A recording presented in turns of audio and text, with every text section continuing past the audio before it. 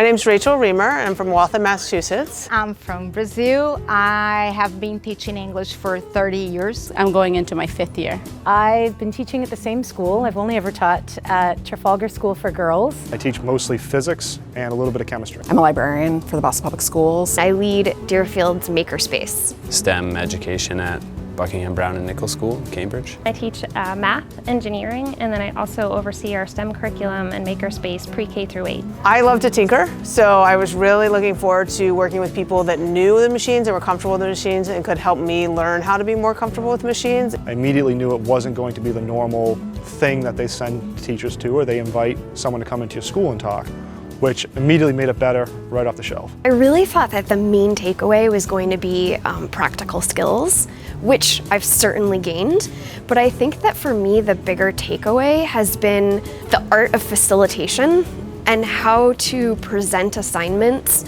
in an engaging, enthralling way. I think I have some really good activities in the classroom, but am I staging them correctly? Am I thoughtfully narrating these activities? How can I bring the world into the classroom for my kids? When you're in this community of educators who are also inspired about a similar type of teaching and learning, that energy is infectious. I'm going back to my school with the idea or the knowledge now that technology doesn't make the program.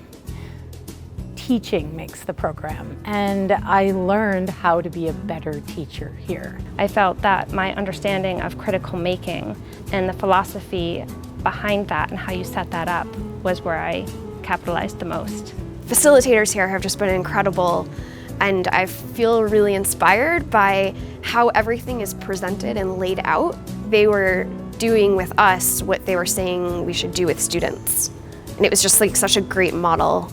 Developing my lessons with that critical mindset and the idea of playful learning is really going to make my lessons that much more memorable.